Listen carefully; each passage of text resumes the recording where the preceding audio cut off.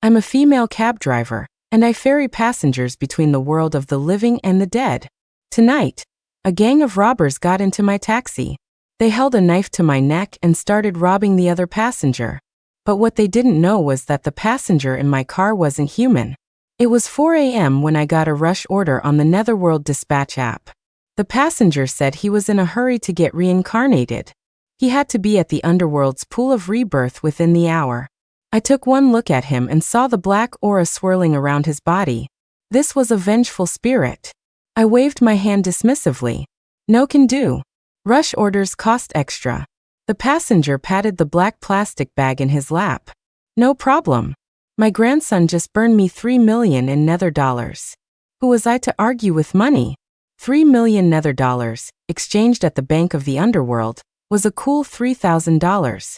I accepted the fare instantly, hopping out of the car with a grin to open his door. I stopped just short of lighting a stick of incense for him.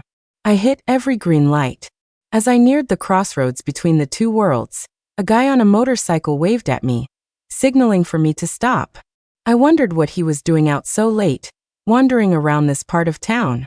Just then, the late-night news on my radio crackled to life. Attention listeners. A series of robberies has recently occurred in our city. These incidents have primarily taken place on deserted streets and in dark alleys, with victims being caught off guard and robbed of their valuables. Police are advising citizens to remain vigilant when out at night and to avoid traveling alone. I glanced at the man through the window. It was dark, but I could see he was wearing a baseball cap and a mask, the brim pulled down low, hiding his face in shadow. He had a bulky bag slung over his shoulder and a scar on his hand. Two other men, dressed the same way, were with him on another motorcycle. I've been driving this cab for over a decade. I've seen all kinds of people and all kinds of ghosts. My gut told me these guys were bad news. I didn't stop. I floored it and sped away. A few minutes later, I saw them in my rearview mirror, chasing me on their bikes. They followed me to the next intersection, then swerved into my lane and cut me off, screeching to a halt right in front of my taxi. I barely had time to slam on the brakes. The momentum threw me forward, and I hit my head on the windshield with a cry of pain. The man walked over and started pounding on my driver's side window, cursing. I cursed under my breath.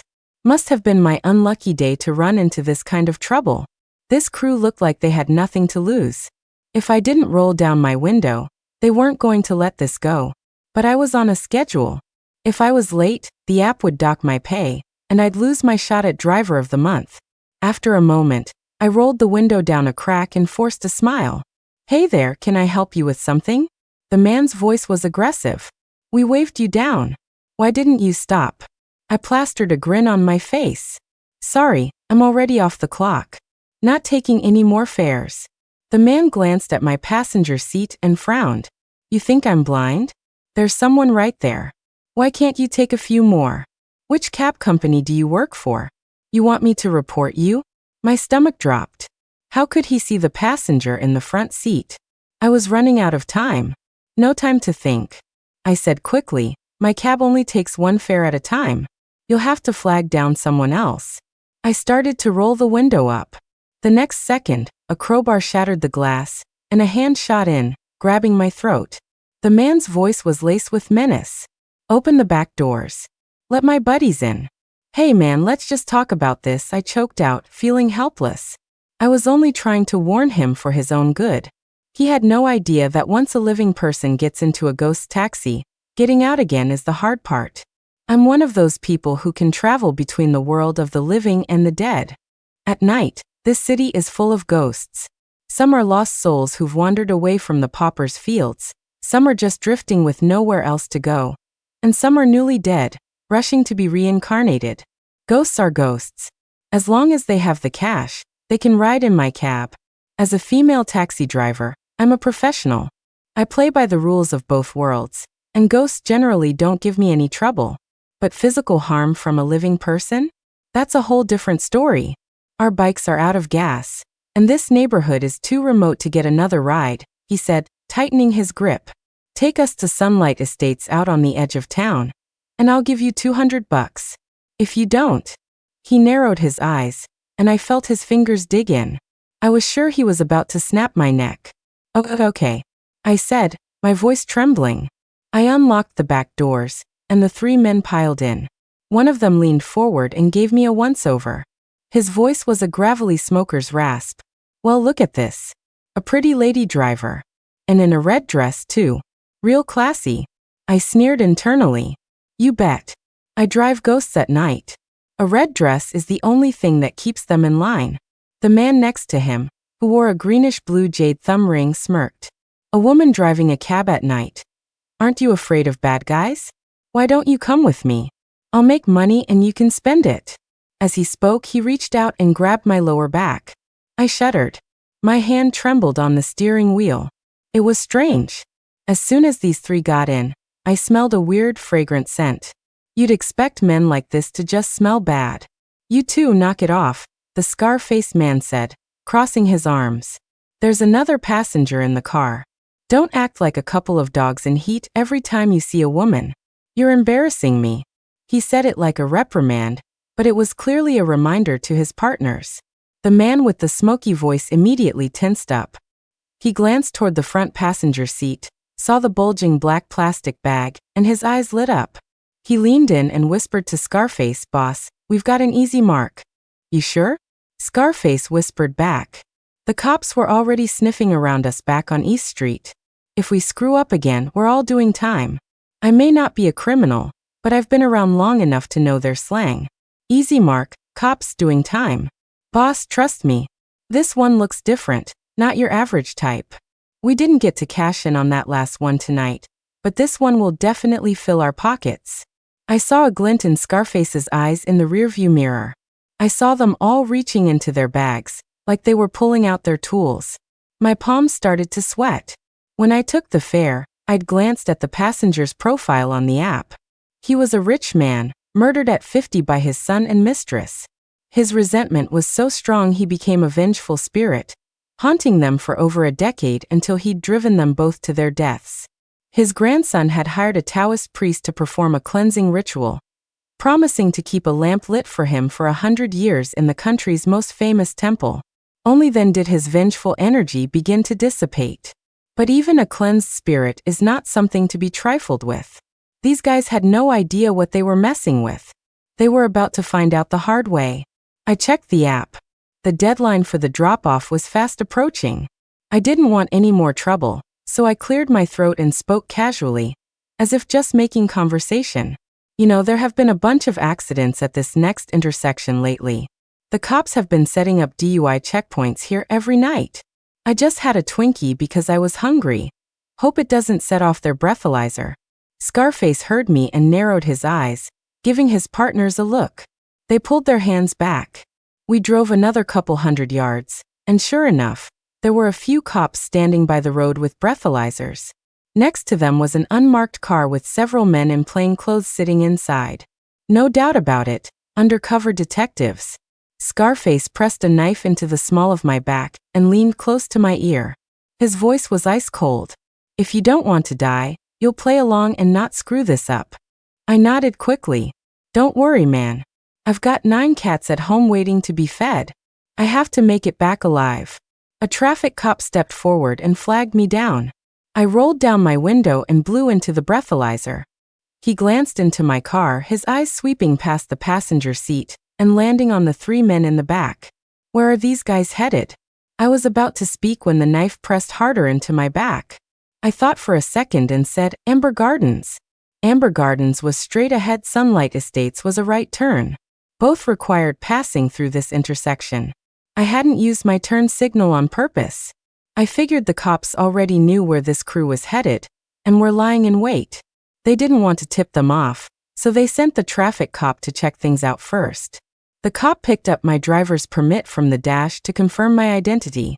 He looked back at the unmarked car, then leaned in close to my window. "You're a woman driving alone at night in a short skirt, with a car full of guys. It's not safe. Finish this fare and call it a night. This area's been rough lately." I wanted to say, "Wow, you're a real nice guy." I wanted to call it a night, too. My passenger in the front was about to miss his reincarnation window. Just then, the plainclothes detectives got out of their car and started walking toward us. My heart pounded in my chest. Oh no. If they came over, they'd realize my back doors were locked from the outside. I'd look like an accomplice. There'd be no way to explain my way out of this. Just as my palms started to sweat, a few young guys on motorcycles zoomed through the intersection. The detectives paused, then immediately turned and ran back to their car, speeding off in pursuit. They left in such a hurry that the traffic cop didn't know what to do, so he just waved me through. I drove straight through the intersection.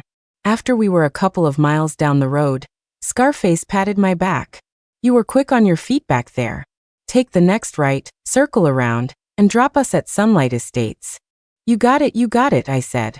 I was about to breathe a sigh of relief when I glanced at the time on the dash. 4:50 a.m. Only 10 minutes until the drop-off deadline. I checked the map. Damn it. I was getting farther and farther from the crossroads. At that moment, I could feel the black aura from the passenger seat getting thicker. Some of the ghost passengers are weepers, and their wailing gives me a splitting headache. Others like to float around the car and fidget. And then there are the mischievous long-tongued ones who like to lick my face while I'm driving. It got so bad that I spent a fortune installing a custom sleeper system in my car.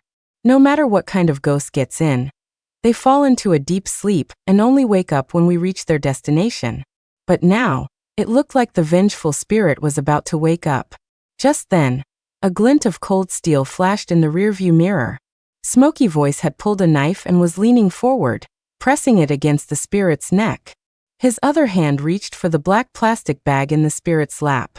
Smoky Voice was surprised to find the passenger completely unresponsive, as if in a deep sleep. The three men exchanged uneasy glances. Something wasn't right. Scarface opened the black plastic bag and took a look. His face changed instantly. Boss, what is it? Smoky Voice asked, suspicious. See for yourself. Smoky Voice took the bag, peered inside, and then screamed. What the hell? It's nether dollars. Is this guy sick in the head? Cradling ghost money like it's treasure? Thumbring muttered. Smoky Voice squinted, as if he'd just noticed something. Boss, look. The thread on his clothes. It looks like gold thread. That's gotta be worth something. Scarface didn't say anything, his brow furrowed in thought. Thumbring said, I don't know, man. It kind of looks like he's wearing burial clothes. Who wears traditional silk suits like that these days? That's because you're ignorant. My great-uncle is from Beijing, and he loves wearing silk suits and carrying a birdcage when he goes for walks. It's what rich people do to show off, you get me? Smoky Voice said, Boss, there's a small grove of trees up ahead, out of sight of any cameras. Tell this broad to pull over. I'm gonna see if this old guy has anything else valuable on him. Scarface thought for a moment, then pressed the dagger against my back again. Do what my brother says. I heard that and knew I had to stop them. I pulled the car over and tried to reason with them. Fellas, I'm telling you, you should just stop now. I'm afraid you won't be able to handle what comes next. If that vengeful spirit woke up, I wouldn't just be taking one person to be reincarnated today. I'd be adding 3 more. And the problem was they wouldn't have the fare to get to the underworld. Hey, you've got a lot of nerve for a little lady. You're on our ride now. If you don't do what we say, you think I won't have my way with you? Smoky Voice threatened, reaching for his belt. Wait. Scarface turned on the interior light and studied me. Something's not right with you. Ever since we got in this car, you've been way too calm. A normal person would be terrified, knowing who we are. But your fear, it's an act. He suddenly shot his hand out and grabbed my neck. Talk. Are you a cop? Why is it always with the neck grabbing? My face turned red as I squeezed out the words. If I was a cop, I would have found a way to hand you over at that last intersection. Boss, I don't think she's lying, Thumbring said. When we tried to stop her, she didn't let us in. She floored it and took off. That didn't seem like an act. Scarface thought for a moment and finally let go. I just feel like something's off about this car, Thumbring said, rubbing his hands together. You guys feel that? It's getting colder. Smoky Voice shivered and coughed.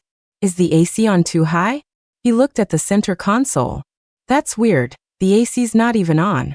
I explained, I had it on earlier. I turned it off. Thumbring was more suspicious. He pulled out his phone to check the weather. No way. It's 68 degrees outside. Why does it feel like a freezer in here? Look, you can see your breath. Even with the AC on full blast, it wouldn't be this cold. This feels like it's below freezing. Forget about it. Let's just get the goods, Scarface said. On his boss's command, Smoky Voice leaned over toward the passenger seat, ready to go through the spirit's pockets. The moment his hand touched the spirit's skin, he snatched it back as if shocked. Damn. Why is this old man so cold? He feels like a dead body. As soon as the words were out of his mouth, he instinctively reached out to check for a pulse. His eyes went wide with terror, and he could barely speak. Boss, he really is dead. At first, Scarface didn't believe him. He placed his hand on the spirit's neck, and his expression grew heavy. He tried to sound calm. What's there to be afraid of?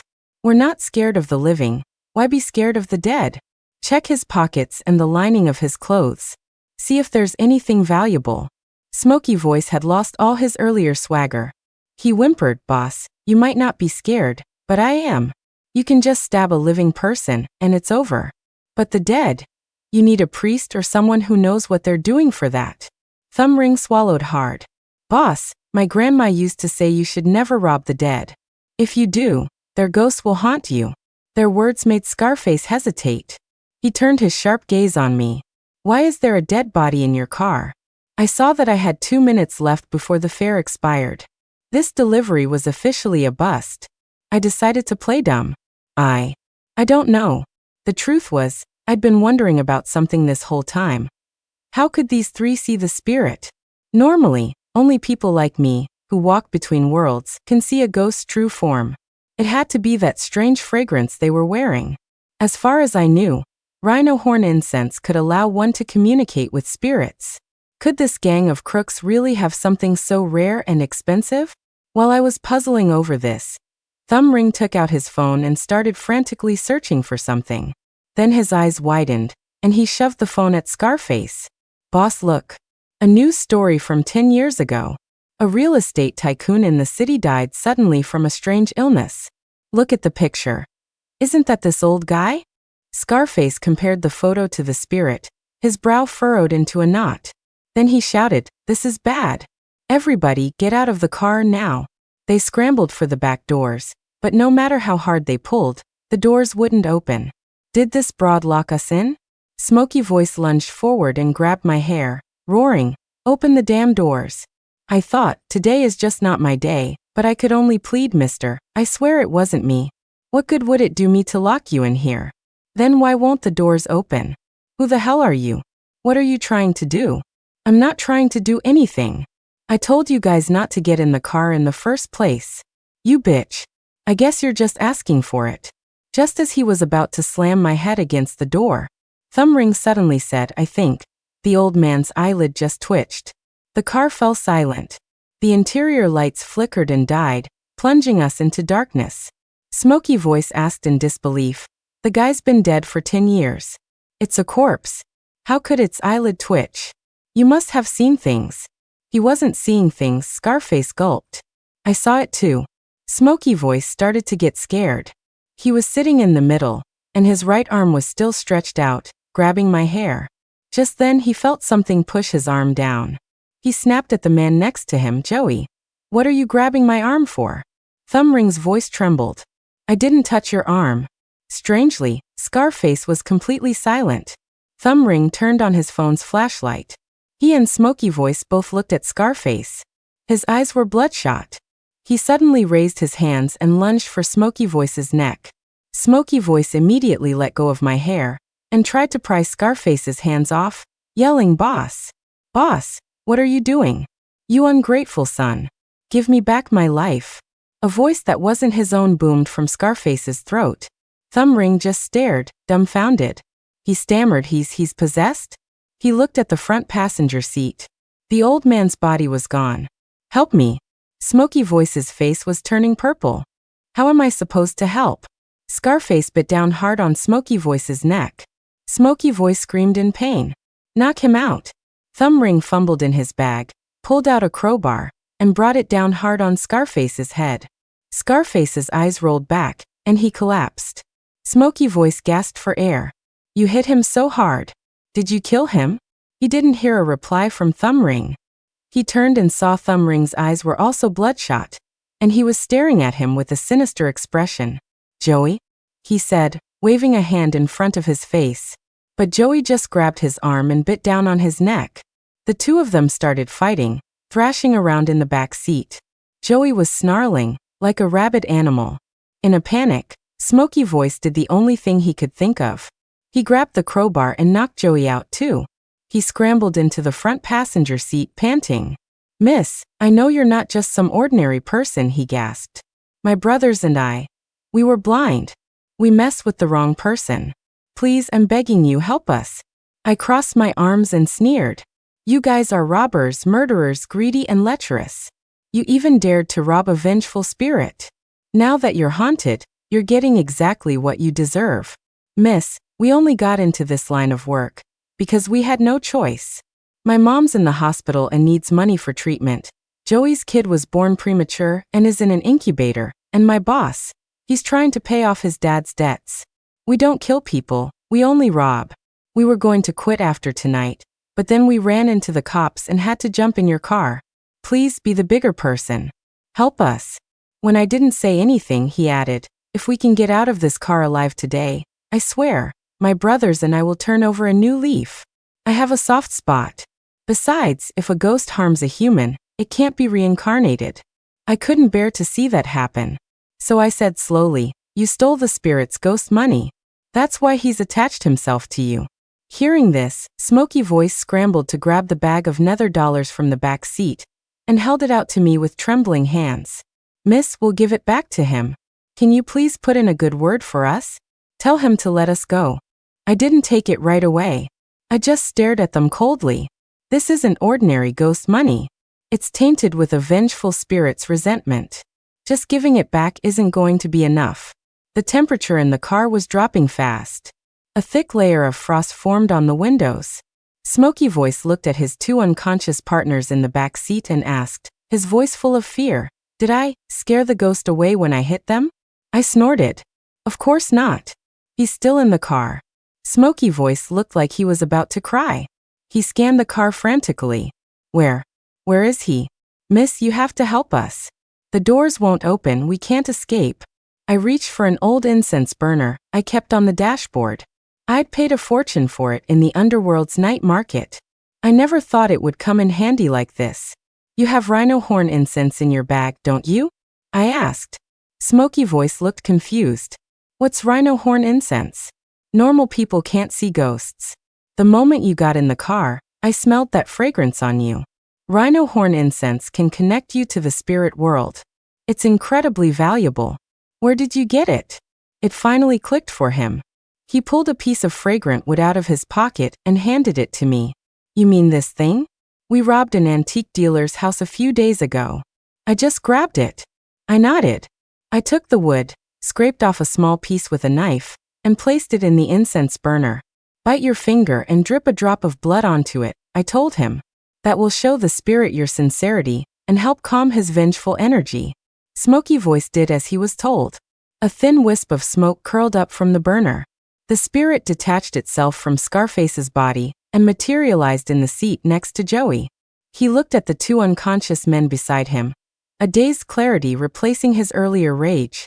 He asked, confused, what just happened? Are we in the underworld? Are these three here to be reincarnated too? The expression on Smoky Voice's face was worse than if he'd been crying. He bit his lip and didn't dare speak. I turned to the spirit with an apologetic look. We ran into a little trouble today. I'm sorry, we're not going to make it on time. I won't charge you for this fare. The old spirit looked stunned. It seems I won't be reincarnated after all. Perhaps this is just my fate, he said, his voice full of despair. Maybe he was thinking of his past life. For over a decade, I was consumed by my own resentment. I caused the death of my son and tormented my grandson. I thought reincarnation would be a fresh start, but I never expected. I quickly reassured him. I already contacted the Netherworld Dispatch. The mother is having a difficult labor, so you still have time. The old man's eyes lit up. I turned to Smoky Voice. I need to get him to the pool of rebirth now. But with you three still in the car, if a living person enters the underworld, their body will die. Smoky Voice's face filled with terror. What do we do? I frowned, thinking for a moment. I pulled a box out of a hidden compartment under my seat. Inside was a yellowed paper talisman and a single candle. I lit the candle and said to him, "This is a protective charm. It will temporarily shield your souls and protect your bodies from the underworld's aura. But it won't last long. We have to leave before this candle burns out, or you'll become living dead. Your souls separated from your bodies." Hearing the words living dead, Smoky Voice was terrified. He swallowed hard. "Okay, whatever you say." I picked up the talisman and looked at them seriously. "You three need to hold this charm tightly. And remember, once we enter the underworld, do not speak. If you do, you'll attract the Reapers, and then no one will be able to save you." He nodded quickly, took the talisman, and put a piece in each of his partner's hands. I took a deep breath, hit the gas, and sped toward the crossroads between worlds. As the car neared the entrance to the underworld, the scenery became dark and strange. A thick fog rolled in, and shadowy figures flickered at the edge of the road. I could hear eerie cries and mournful wails in the distance. The car passed smoothly through the crossroads and entered the domain of the dead.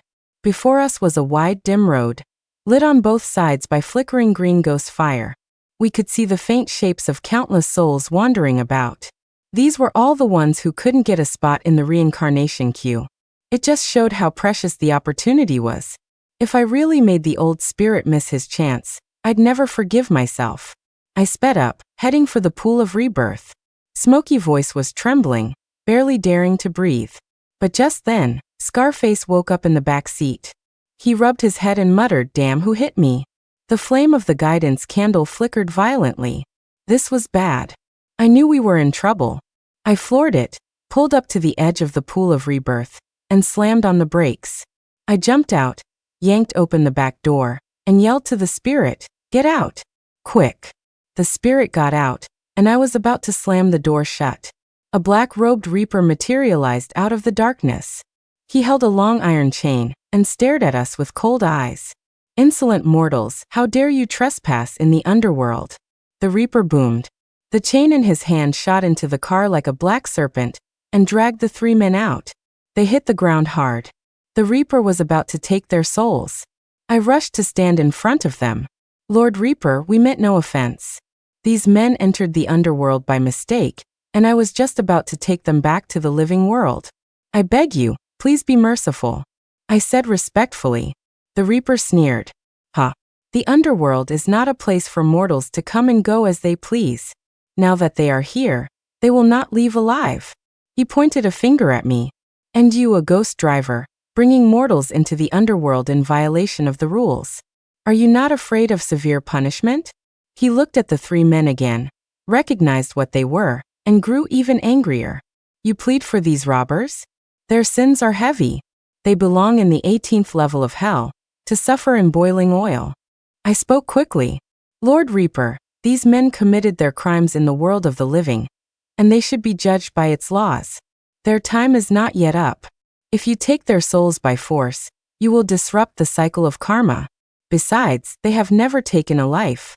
Their crimes do not deserve this. Please, I will vouch for them. Let me take them away quickly, and I promise they will cause you no more trouble." The reaper listened to my words, frowning slightly, as if moved. "And how will you vouch for them?" I hurried to say, "I will vouch for them with my reputation in both worlds. If they break their word, I will accept double the punishment, at the mercy of the underworld." I handed him the certificates of honor I had earned over the years. The underworld cares about that kind of thing. The reaper was silent for a moment, then finally said, "Very well. For your sake, I will let them go this once." However, I knew what he wanted. "Next time I come through, I'll bring you a little something from my side." The reaper smiled. "You're a smart one. Go on, get out of here before the other reapers see you." I quickly helped the three men up and led them away from the underworld. Back on the roads of the living, I said to them, "You got lucky this time. If something like this happens again, I won't be able to save you." Smoky Voice immediately started thanking me profusely. "You're an angel. From now on, you're our savior." You could give us all the courage in the world, and we still wouldn't dare get in your cab again. I twitched an eyebrow. A minute ago I was a bitch, now I'm an angel. Alright, you guys can get out now. Don't make me late for my next fare. Smoky voice fumbled with the door handle and said awkwardly, but the door won't open. I sighed. The doors don't open from the inside. Someone has to open them from the outside. I'm giving you a chance to turn over a new leaf. Call 911, turn yourselves in, and let the police open the door for you. But he glanced at Scarface. After a trip to the underworld, Scarface was completely spooked. All his earlier bravado was gone. Robbery is a crime, I reminded them kindly. If you want to be good sons to your parents, you have to earn money with your own two hands. Otherwise, even if your parents use your money, it will shorten their lives. She's right, Scarface said. If it wasn't for her, we'd all be dead today. Smoky voice hesitated for a moment, then finally took out his phone and dialed 911. A few minutes later, the police surrounded the car and arrested the 3 robbers. As they were being led away, Smoky voice looked back at me, his eyes full of gratitude. Thank you. I was about to drive away, but a police officer stopped me. Ma'am, we need you to come with us to give a statement. I sighed. What a long night. By the time I finished my statement, the sky was beginning to lighten in the east. On my way home, I got a call. It was customer service from the Netherworld Dispatch. Dear driver, your recent order has been completed. The passenger was very satisfied with your service and has given you a 5-star rating, the voice on the other end said. I looked at my 99.9% approval rating and couldn't help but smile. Looks like driver of the month is in the bag. The next night, I started my shift as usual. But when I opened my car door, I found a black plastic bag on the passenger seat. I opened it. Inside were 3 million Nether dollars. As I stared in confusion, my phone buzzed with a text message. This is a reward for your actions last night. We hope you will continue to act with kindness and help more people. Whether they are people or ghosts, everyone deserves a chance to change for the better. I'm not some great saint. I just want to help where I can. What's that old saying? If everyone gives a little love, the world will be a much better place. And I will continue to walk between the two worlds, taking the lost, both human and ghost, to their destinations. I smiled and put the money away. Nice. Another hot pot night for me. Just then my phone rang. It was a new order from the Netherworld Dispatch. I opened the app and checked the details. The soul of an old woman needed to be delivered to the pool of rebirth before midnight. I checked the time. I had an hour. Plenty of time. Yindi.